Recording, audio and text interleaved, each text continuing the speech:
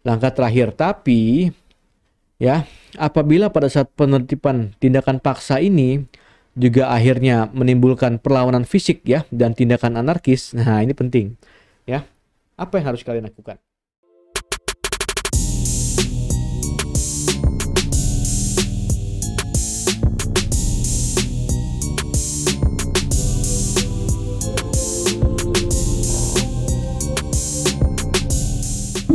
Halo Jones, apa kabar?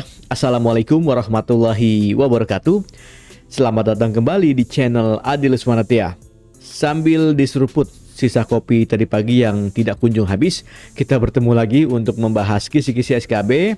Kali ini kita akan bahas SKB Satpol PP khususnya tentang penegakan perda dan penyelenggaraan Tram-Tibum Linmas ya, ketentraman, ketertiban umum dan perlindungan masyarakat. Sebelumnya kita udah bahas Jones ya yang terkait pemerintah daerah menurut berdasarkan Undang-Undang Nomor 23 Tahun 2014. Nah, sekarang kita akan bahas kedua poin ini menurut SOP Satpol PP ya, Permendagri Nomor 54 Tahun 2011 tentang Standar Operasional Prosedur Satuan Polisi Pamong Praja. SOP ini sebenarnya sudah pernah kita bahas, cuma kita akan bahas lagi khususnya mengenai penegakan peraturan daerah dan Tram-Tibum Linmas ya, sehingga pembahasan kita bisa lebih spesifik dan lebih mendetail. Ya, sebelum itu pastikan juga kalian telah subscribe channel ini ya, agar channel ini terus berkembang dan saya tetap semangat untuk terus membagikan materi-materi lainnya terkait SKB CPNS 2021. Oke Jones, biar nggak lama-lama langsung aja kita bahas. Pertama tentang penegakan peraturan daerah. Peraturan daerah tadi sudah kita bahas di Permendagri pemerintah daerah ya. Dia adalah peraturan daerah yang ditetapkan disetujui oleh DPRD dan disahkan oleh kepala daerah ya, menjadi sebuah peraturan daerah, dan di sini tentunya harus ditegakkan aturannya. Nah, yang bertugas fungsi penegakan peraturan daerah adalah Satpol PP. Nah, ruang lingkupnya ya, melakukan pengarahan kepada masyarakat dan badan hukum yang melanggar perda ya. Jadi untuk mereka-mereka yang melanggar maka akan dilakukan pengarahan oleh Satpol PP. Kemudian yang kedua, melakukan pembinaan atau sosialisasi kepada masyarakat dan badan hukum. Yang ketiga, preventif non justisial. Yang keempat, penindakan justisial.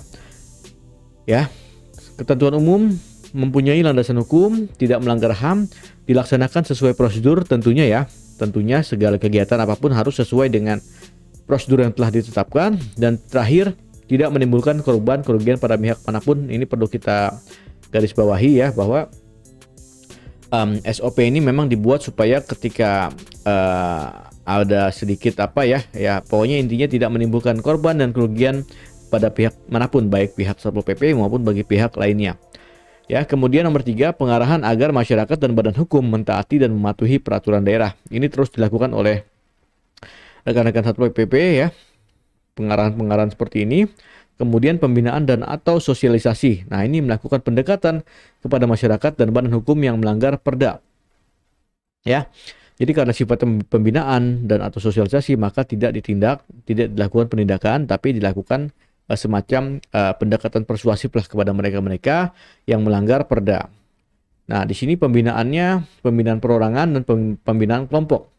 Untuk yang pembinaan perorangan ya, dilakukan dengan cara mendatangi kepada masyarakat dan badan hukum yang melanggar perda untuk diberitahu, diarahkan ya, pengarahan dan pembinaan arti pentingnya kesadaran dan kepatuhan terhadap peraturan daerah dan keputusan kepala daerah. Begitu pula terhadap pembinaan kelompok, dilakukan dengan cara mengundang atau mengumpulkan kepada masyarakat dan badan hukum yang melanggar perda untuk diberikan pengarahan dan pembinaan arti penting kesadaran dan kepatuhan terhadap perda dan keputusan kepala daerah. Selanjutnya, penindakan preventif non justisial. Nah, jadi tindakan yang dilakukan oleh Satpol PP ini meliputi pertama, penindakan terhadap para pelanggar perda.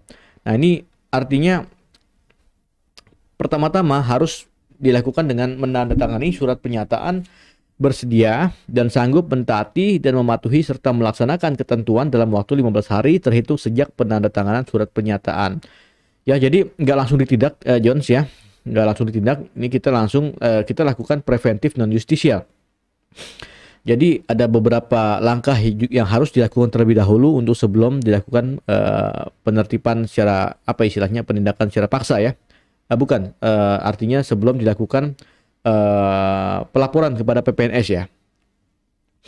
Jadi harus tanda tangan surat pernyataan bahwa akan komitmen bersedia dan sanggup mentaati selama 15 hari sejak penandatangan surat pernyataan. Nah, jika selama 15 hari tersebut ternyata tidak diindahkan apa yang sudah menjadi komitmen dia melalui surat pernyataan, maka akan dilakukan surat teguran pertama dengan tenggang waktu 7 hari. 7 hari diabaikan juga, diindahkan juga, maka akan ada surat teguran kedua dan seterusnya sampai dengan surat teguran ketiga dengan tenggang waktu 3 hari. Nah, kemudian apabila tidak melaksanakan dan atau mengingkari surat teguran tersebut, maka akan dilaporkan kepada PPNS atau penyidik pegawai negeri sipil untuk dilakukan proses sesuai peraturan perundang-undangan yang berlaku. Nah, jadi intinya Jones, untuk hal-hal seperti ini, ya inilah prosedurnya ya. Kita tidak boleh main tindak ya, tidak boleh main tindak. Kita harus melalui serangkaian prosedur ya, mulai dari penandatanganan surat pernyataan, kemudian surat teguran pertama, kedua, dan ketiga, baru setelah itu dilakukan pelaporan kepada PPNS. Itu adalah penindakan preventif non-justisial. Nah, sekarang kita masuk ke penindakan justisial. Penindakan justisial ini meliputi penyelidikan, ya, kemudian penyidikan, dan terakhir adalah pemeriksaan, terakhir pemanggilan, ya.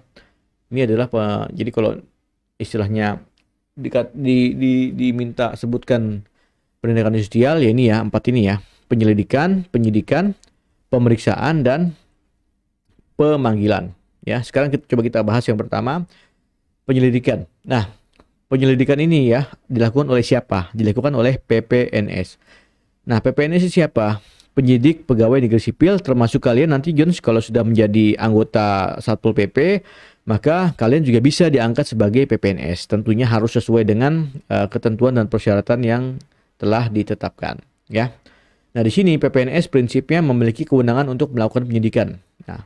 Nah, PPNS dalam rangka penyelidikan pelanggaran Perda atau Trantibum dapat menggunakan kewenangan pengawasan dan atau pengamatan untuk menemukan pelanggaran pidana dalam lingkup undang-undang yang menjadi dasar hukumnya, Perda ya. Jadi dalam lingkup Perda dia bisa melakukan pemantauan ya atau pengamatan ya, semacam jadi apa ya, semacam nyamar begitu kali ya. Ya, nyamar jadi tukang somai. Oke, dalam hal tertentu PPNS bila membutuhkan kegiatan penyelidikan dapat pula meminta bantuan penyelidik Polri ya. Sekarang yang kedua, penyidikan. Penyidikan pelanggaran Perda. Nah, bedanya penyelidikan dengan penyidikan ini apa sih, Jones? Ya, ada yang tahu nggak ya? Jadi, kalau penyelidikan itu kita masih mencari bukti-bukti yang cukup untuk membuktikan ya, bukan membuktikan ya, untuk membuktikan apakah telah terjadi pelanggaran Perda atau tidak ya. Maksudnya kalau penyidikan itu berarti sudah ada tersangkanya, sudah ada minimal 2 alat bukti sehingga kemudian ditingkatkan prosesnya dari penyelidikan menjadi penyidikan. Tapi kalau penyelidikan itu belum ada tersangka ya. Nah, begitu pula ya. Nah, penyidikan ini kemudian dilaksanakan juga oleh PPNS setelah diketahui bahwa suatu peristiwa yang telah terjadi merupakan pelanggaran Perda, ya, yang termasuk dalam lingkup tugas dan wewenang sesuai undang-undang yang menjadi dasar hukumnya. Jadi dilaksanakan jika setelah diketahui bahwa suatu peristiwa yang terjadi merupakan pelanggaran Perda. Jadi sudah cukup minimal 2 alat bukti ya kira-kira ya kalau secara hukum, dan ada tersangkanya ya kira-kira seperti itu baru dilakukan penyidikan. Nah, pelanggaran ketentuan Perda dapat diketahui dari macam-macam nih. Pertama dari laporan, kedua dari operasi tangkap tangan OTT ya biasanya ya. Ini yang sering viral adalah OTT KPK ya. Nah, ini juga ada nih, kalian bisa lakukan OTT ya, tertangkap tangan baik oleh masyarakat maupun diketahui langsung oleh PPNS. Jadi tanpa harus menunggu laporan, PPNS bisa melakukan penyidikan berdasarkan tertangkap tangan atau OTT dan jika langsung mengetahuinya gitu ya. Kemudian dalam hal terjadi pelanggaran Perda, baik melalui laporan ya, tertangkap tangan atau diketahui langsung oleh PPNS, selanjutnya dituangkan dalam bentuk laporan kejadian yang ditandatangani oleh pelapor dan PPNS yang bersangkutan. Jadi kalau ada laporan gitu ya bahwa terjadi Pak di sana ada pelanggaran perda segala macam ya berarti langsung dituangkan dalam bentuk laporan kejadian ya yang ditandatangani oleh pelapor dan PPNS yang bersangkutan. Nah, ini maksudnya laporan aja dulu ya, baik melalui laporan kali ya. Nah, kalau dalam hal tertangkap tangan ya, nah setiap anggota Satpol PP dan PNS dapat melaksanakan. Nah, jadi kalau dalam hal tertangkap tangan ya, cek, tes gitu ya. Nah, OTT nih ketahuan dia kan, ciduk lah istilahnya. Nah, bisa melakukan tindakan pertama di tempat kejadian perkara. Jadi langsung kita tindak aja, ya. Namanya OTT kan, langsung kita tindak gitu kan. Nah, kemudian melakukan tindakan yang diperlukan sesuai kewenangan yang telah ditetapkan di dalam undang-undang yang menjadi dasar hukum Satpol PP dan PPNS yang bersangkutan. Kemudian segera melakukan proses penyidikan dengan koordinasi dengan instansi terkait sesuai dengan bidang jenis pelanggaran perda. Jadi langsung aja penyidikan, nggak perlu penyelidikan lagi ya, karena ya udah ketahuan kan istilahnya kan, udah keciduk lah. Nah, kalau penyelidikan kan kita masih menyelidiki apakah memang benar terjadi pelanggaran atau tidak. Jika memang benar ya baru dilanjutin ke penyidikan. Tapi kalau dari OTT ya berarti langsung segera melakukan proses penyidikan. Ya. Kemudian pemeriksaan selanjutnya ya, pemeriksaan tersangka dan saksi dilakukan oleh PPNS yang bersangkutan dalam pengertian tidak boleh dilimpahkan kepada petugas lain yang bukan penyidik. Nah, jadi istilahnya jadi pemeriksaan ini dilakukan oleh penyidik ya, dalam hal ini PPNS ya. Dan kalau bukan penyidik, dia tidak berwenang untuk melakukan pemeriksaan ya. Jadi setelah disidik ya, ditangkap ya, ditindak kemudian langsung dilakukan pemeriksaan. Nah, kemudian setelah diadakan pemeriksaan ya terhadap tersangka dan tersangka mengakui telah melakukan pelanggaran tersebut ya, serta bersedia dan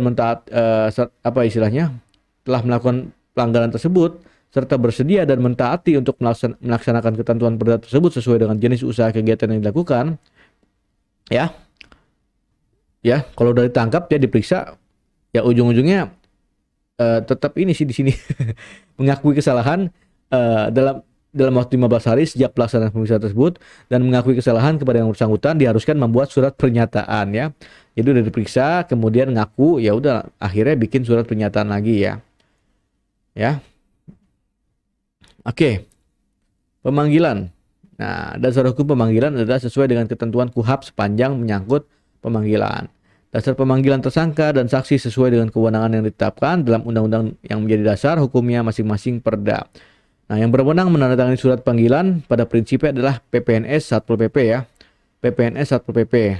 Nah, jadi kalian nanti kalau sudah jadi PPNS ya kalian lah punya kewenangan untuk memanggil para pelanggar perda atau tersangka tersebut ya.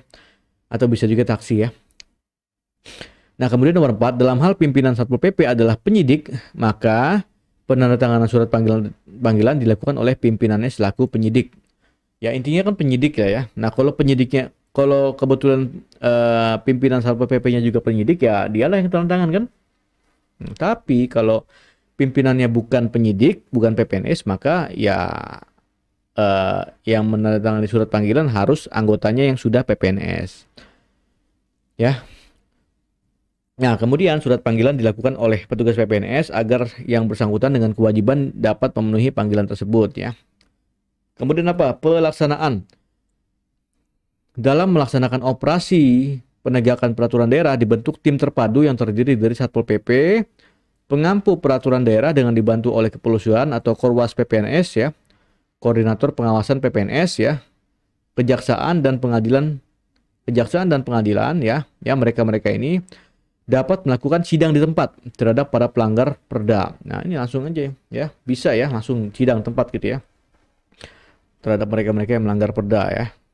Kemudian melakukan pemberkasan terhadap para pelanggar peraturan ya, melakukan pemberkasan terhadap para pelanggar perda dan selanjutnya diserahkan kepada kejaksaan ya. Jadi setelah itu langsung diserahkan ke kejaksaan untuk apa? Untuk dilakukan penuntutan ya.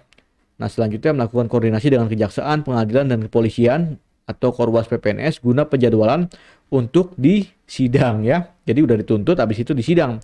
persidangan terhadap para pelanggar perda di tempat kantor Satuan Polisi Pamong Praja. Ya, kira-kira seperti itu prosedur-prosedur yang harus dilakukan yang berkaitan dengan penegakan peraturan daerah, khususnya terhadap mereka-mereka yang melanggar perda ya. Selanjutnya yang kedua, kita akan bahas Trantibum Linmas ya.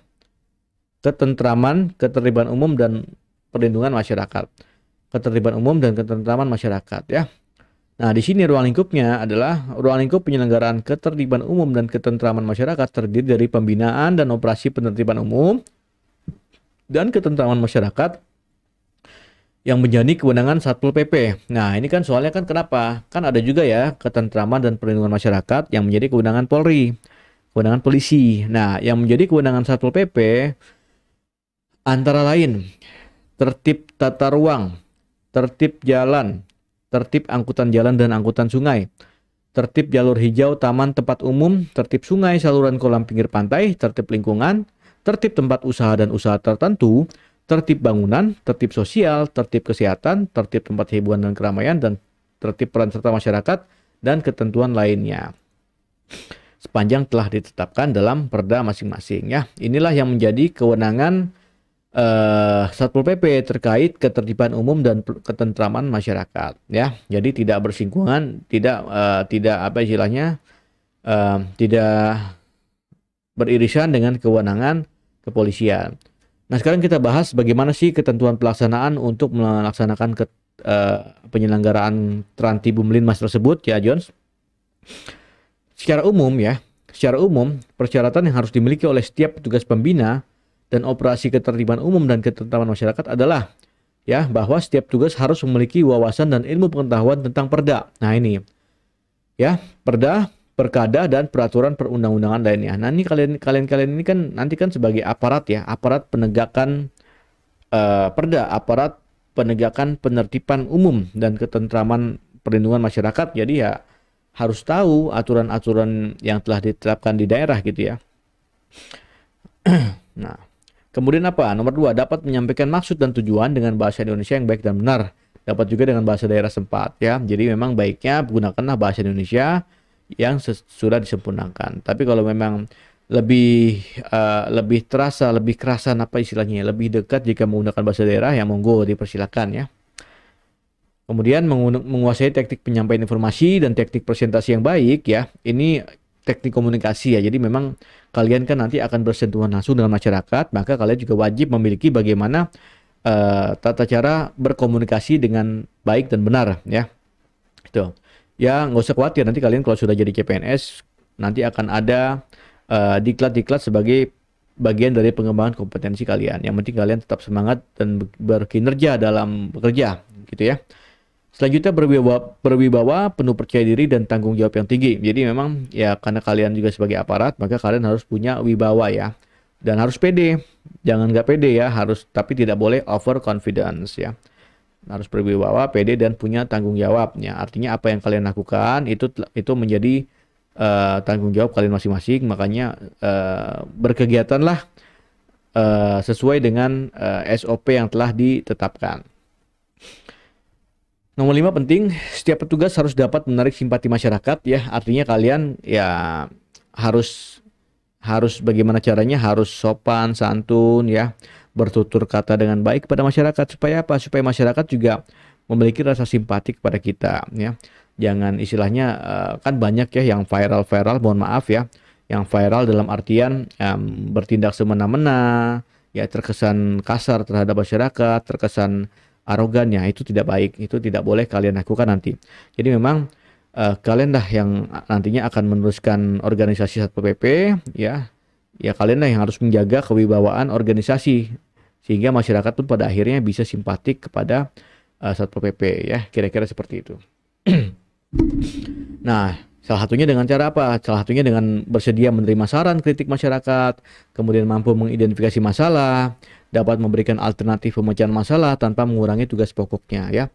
Jadi masyarakat itu kan sekarang sudah pintar Jones ya. Sudah istilahnya ya, kita ini kan udah apa ya? Apalagi dengan zaman sosial media zaman sekarang kan juga saran kritik itu cenderung sangat mudah untuk disampaikan oleh masyarakat. Nah, tentunya kalian juga harus menerima saran dan kritik dari masyarakat ya, saran yang membangun gitu.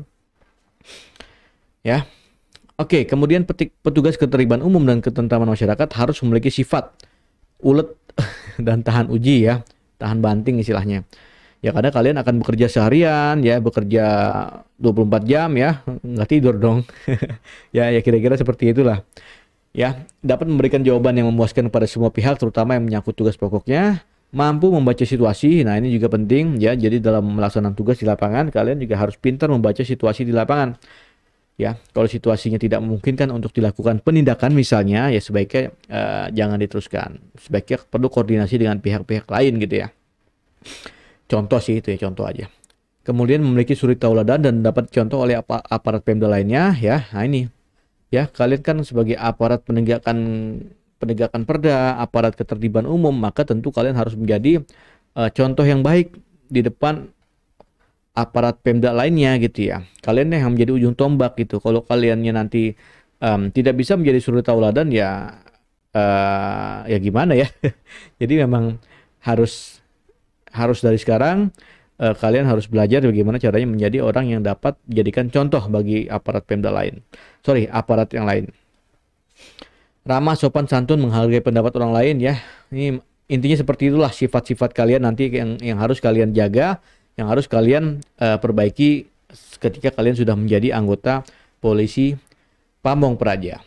Nah, sekarang kita bicara yang khusus ya. Apa aja nih yang harus dimiliki oleh kalian nanti ya?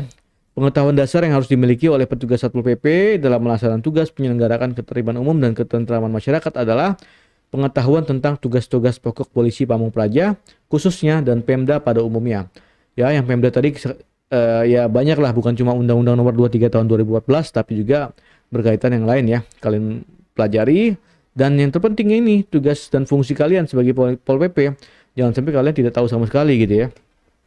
Bisa dilihat di peraturan Permenpan nomor berapa itu ya, terkait jabatan fungsional polisi Pamong Praja. Silakan dibaca. Kalau nggak salah pernah saya bahas ya. Udah saya bahas belum sih? Lupa saya. Ya, nanti kita cek lah, kalau belum dibahas nanti kita bahas ya tentang jabatan fungsional polisi Pamong Praja. Kemudian mengetahui dasar-dasar hukum pelaksanaan tugas polisi Pamong Praja. Ya, dasar hukumnya apa? Tentunya PP nomor yang terbaru ya, PP nomor 16 tahun 2018. Kemudian memahami dan menguasai adat istiadat dan kebiasaan yang berlaku di daerah. Mengetahui dan memahami dasar-dasar pengetahuan dan dasar hukum. Nah, yang ketiga, tidak kalah pentingnya perlengkapan dan peralatan. Nah, ini keren nih. Jadi nanti kalian kalau sudah jadi Pol PP, maka kalian akan punya seragam, punya kartu anggota ya kan, KTA, pokoknya keren lah. Nah, perlengkapan dan peralatan yang pertama dan yang paling utama adalah surat perintah tugas. Ya, atau surat tugas ST ya. Kalau kami sih biasa nyebutnya ST ya. Surat tugas. Nah, ini harus selalu kalian pegang. Jadi setiap kalian melakukan kegiatan ketentraman ya dan ketertiban ya, itu harus ada ST-nya. Karena apa? Karena kalau tidak ada ST-nya, maka ya bisa jadi disebut penugasan ilegal ya. Jadi harus legal formalnya tuh harus ketemu, legal formalnya tuh harus terpenuhi. Salah satunya dengan adanya surat perintah tugas. Ya biasanya yang terbitkan SPT ini kan ya komandan kalian ya di kantor. Kemudian yang kedua, kartu tanda anggota resmi ya. Jadi KTA. Jadi ketika kalian bertugas selalu bawa KTA kalian ya. Supaya masyarakat tahu bahwa ketika kalian melakukan tugas ya kalian bertugas berdasarkan tugas dan fungsi kalian ya. Kemudian apa? Kelengkapan pakaian. Nah, ini pakaian dinas lapangan ini ya, yang coklat atau apa? Kalian coklat ya? Ya, itulah kira-kira ya. Ada pentungannya, ada helmnya, ada periwitannya, itu harus lengkap ya. Kalian juga nanti akan dilengkapi dengan kendaraan operasional yang dilengkapi dengan pengeras suara dan perlengkapan lainnya ya. Strobo, rotator ya, mungkin juga ada. Nah, ini kendaraan operasional ini terdiri dari kendaraan roda 4 dan roda 2 ya, sesuai standar. Bagi daerah yang memiliki wilayah perairan dapat menggunakan kendaraan bermotor atau tidak bermotor di atas air sesuai kebutuhan. Nah, ini bisa juga kalian nanti bertugas memantau ketertiban umum ya di wilayah sungai dan daerah aliran sungai ya. Itu kan banyak juga tuh sungai-sungai yang ternyata kotor, banyak yang buang sampah sembarangan, bahkan di daerah aliran sungai ternyata ada bangunan liar. Nah, itulah tugas kalian untuk menertibkan ya. Nah, makanya kalian juga perlu kendaraan bermotor yang di atas sungai ya, perahu lah istilahnya. Perahu lah atau speedboat lah yang keren dikit ya, masuk perahu sih nggak bisa kenceng nanti. Speedboat lah ya, speedboat di sungai. Oke, P3K ini penting ya, jadi suatu waktu ada apa hal-hal yang kita inginkan, maka kalian sudah bisa langsung melakukan tindakan pertama. Alat pelindung diri seperti topi lapangan, helm, tameng ya, saya belum pernah lihat Pol PP pakai tameng ya, ada ya? Iyalah, mungkin ada ya. Alat-alat perlengkapan lain ya. Oke, ini silakan kalian baca ya. Nah, kemudian yang keempat, kita beralih tahap bentuk dan cara pelaksanaan pembinaan. Nah, jadi kalau bentuk cara pembinaan ketertiban umum dan ketentraman masyarakat adalah berupa produk hukum yang tidak ditaati masyarakat. Maksudnya gimana nih? Bentuk cara pembinaan ketertiban umum dan ketentraman masyarakat adalah berupa produk hukum yang tidak ditaati masyarakat, terutama perda, perkada, dan perundangan lainnya dalam menjalankan roda pemerintahan di daerah kepada masyarakat. Maksudnya gimana, Jones?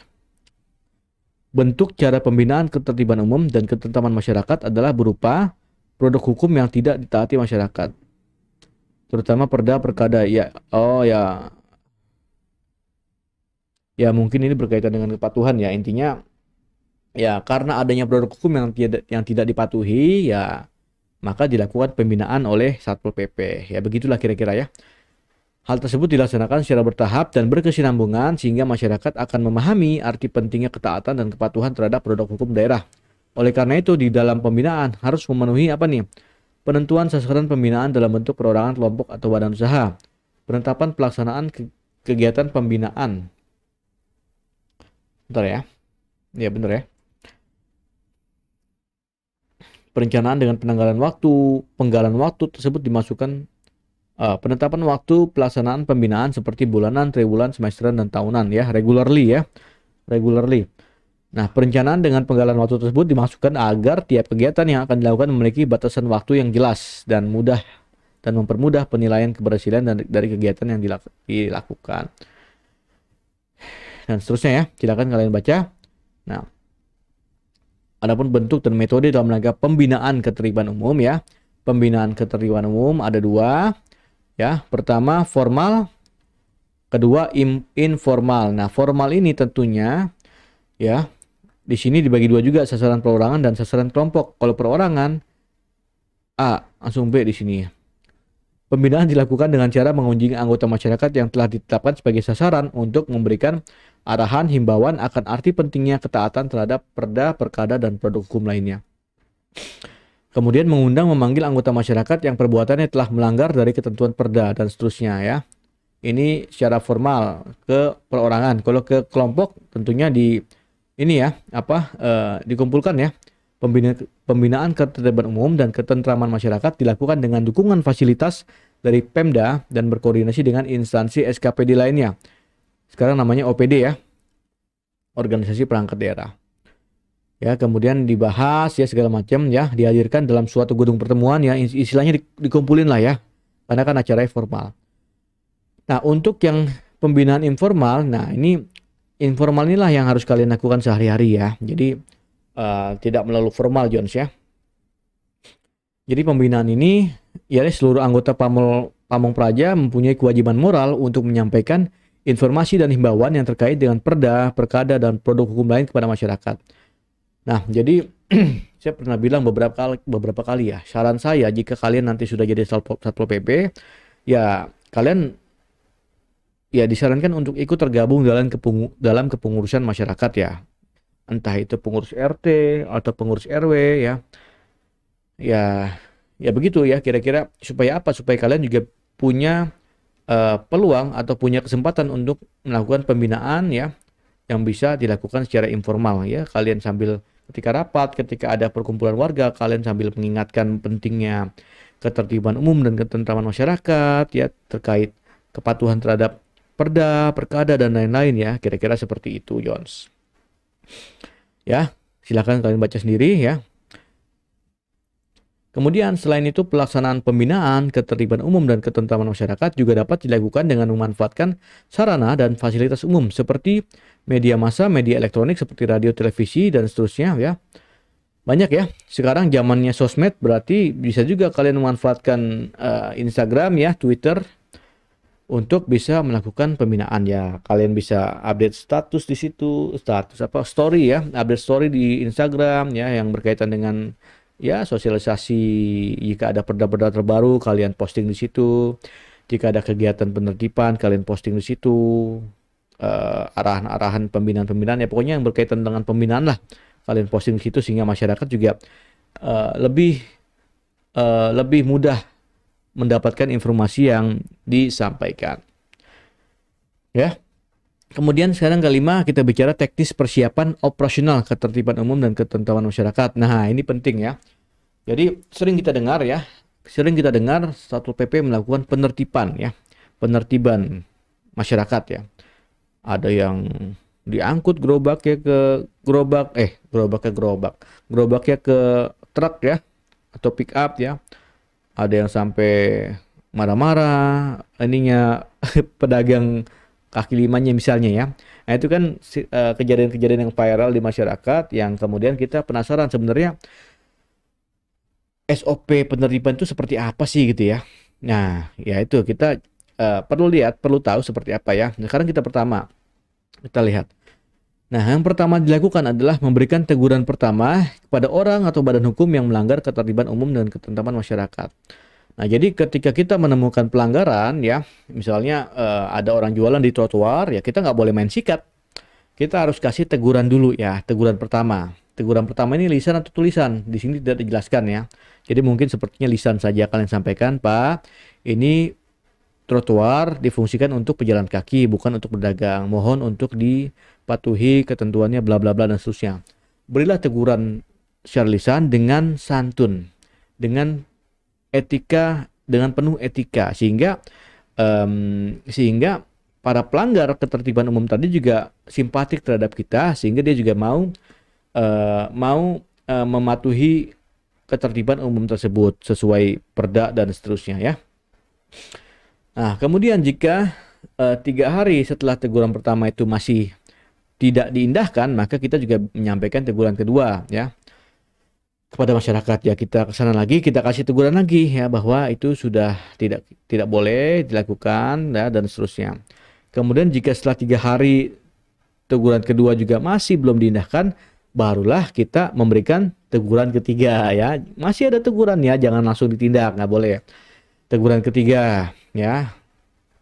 Teguran ketiga juga diabaikan. Wah gila ya. Ini pelanggar ketertiban umum ini bebal juga ya.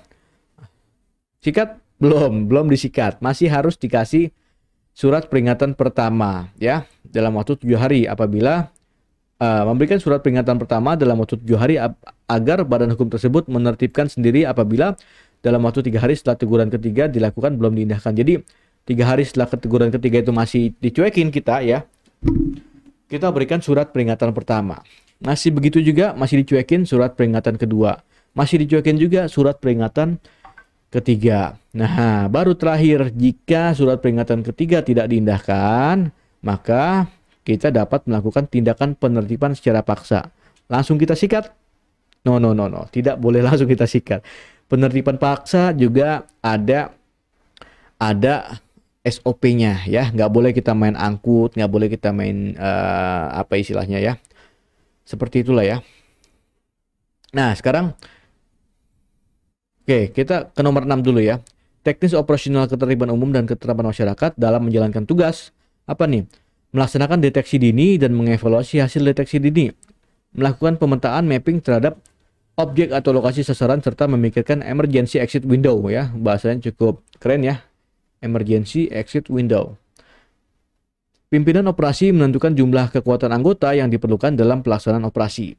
Apabila pimpinan operasi merasa pelaksanaan operasi membutuhkan bantuan dari instansi terkait lainnya, perlu mengadakan koordinasi untuk pelaksanaan tersebut. Nah, jadi kalau ada operasi ya kira-kira perlu bantuan ya jangan segan-segan untuk minta bantuan kepada polisian setempat atau kepada kepolisian ya.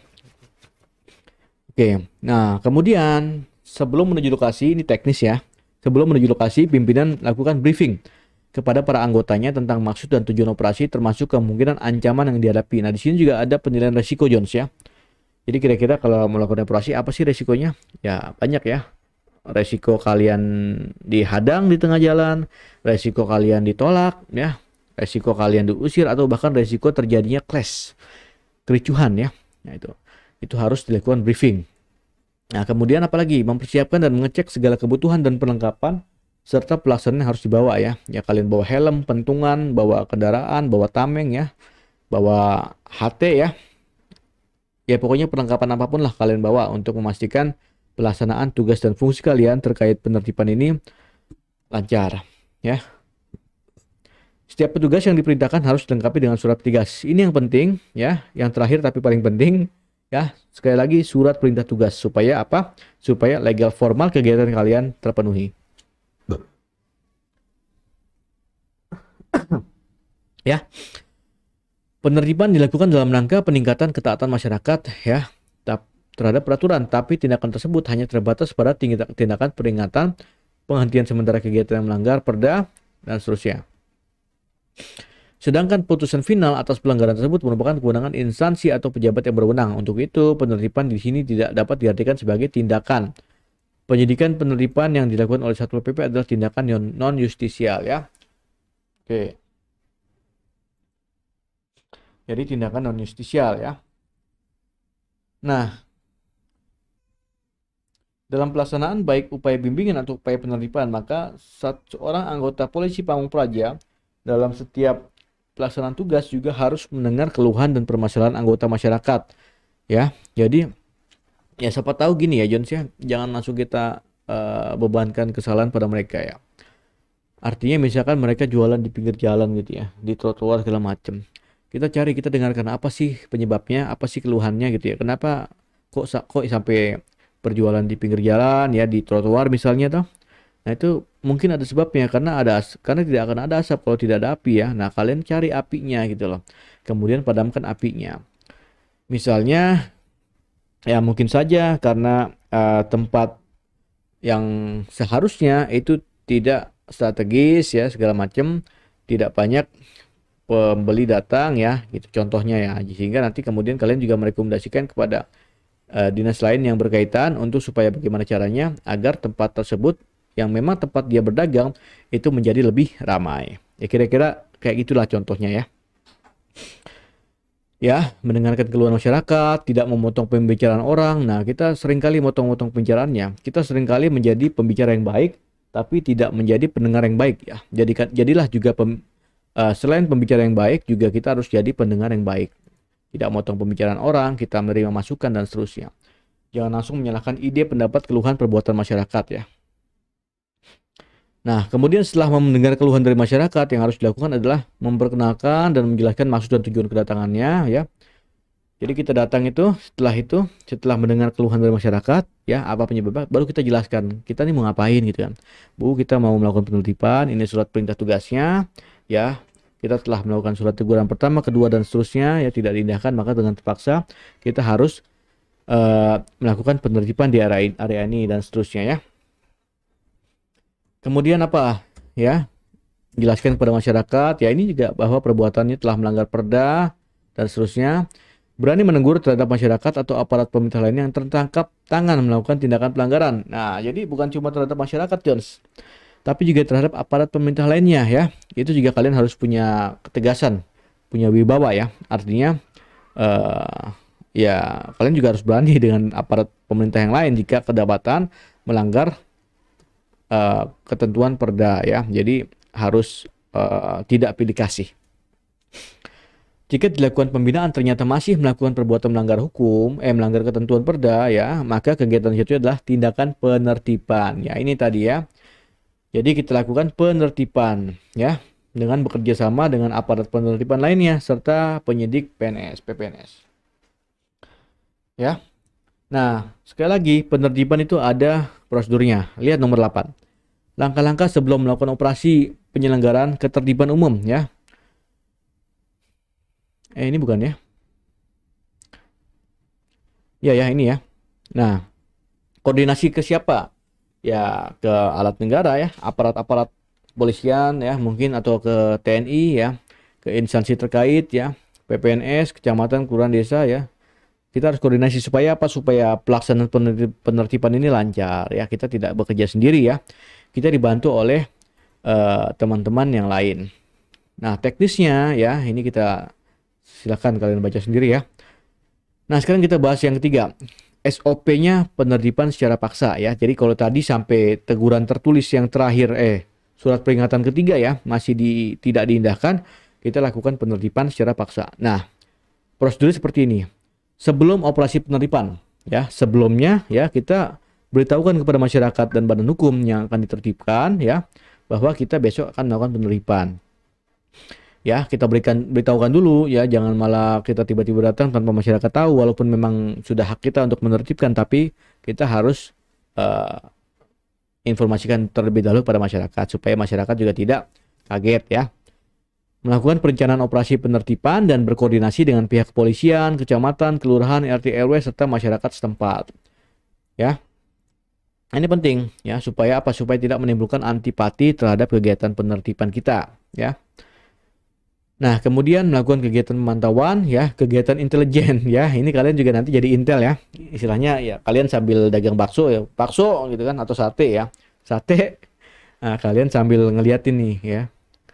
Kira-kira daerah yang mau besok mau ditertibkan nih ada apa, preman-premannya kah ya, seperti apa, amankah, kira-kira lancar. Kemudian kalau ada premannya nanti kalian berarti harus koordinasi dengan siapa ya, kira-kira seperti itu contoh ya, contoh saja. Ya begitulah kira-kira kegiatan menyamar ya. Siapa tahu nanti kalian juga bisa dapat untung dari jualan bakso dan sate itu ya.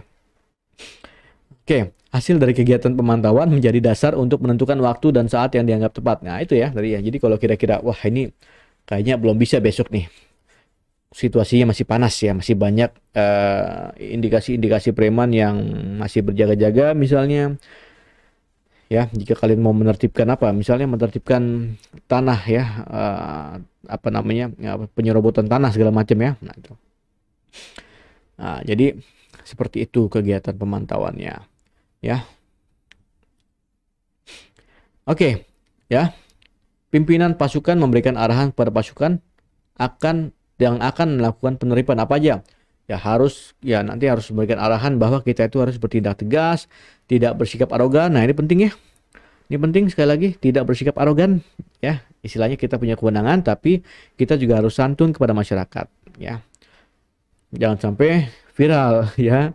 Kalau sudah viral kan malunya nanti ke kita sendiri ya. Dan kitalah yang akan memberikan noda terhadap organisasi kita ya, sehingga masyarakat pada akhirnya nanti tidak simpatik terhadap organisasi kita itu ya. No body contact ya, nggak boleh ada pemukulan, kekerasan ya, menjunjung tinggi hak asasi manusia, mematuhi perintah pimpinan, dan mempersiapkan kelengkapan sarana operasi ya, kendaraan, pakaian seragam dan pelindungannya, helm, tameng, pentungan ya, perlengkapan pertolongan pertama ya untuk jaga-jaga, ambulans juga jaga-jaga jika ada hal-hal yang sangat tidak diinginkan, dan terakhir menghindari korban sekecil apapun ya. Ya sebenarnya SOP ini juga memang tujuannya supaya kalau itu meminimalisir korban ya. Ya inilah prosedurnya yang harus kalian lakukan ya. Kesiapan pasukan pendukung dari instansi terkait apabila kondisi lapangan terjadi upaya penolakan dari orang badan hukum. Nah ini pasti ya resiko penolakan ini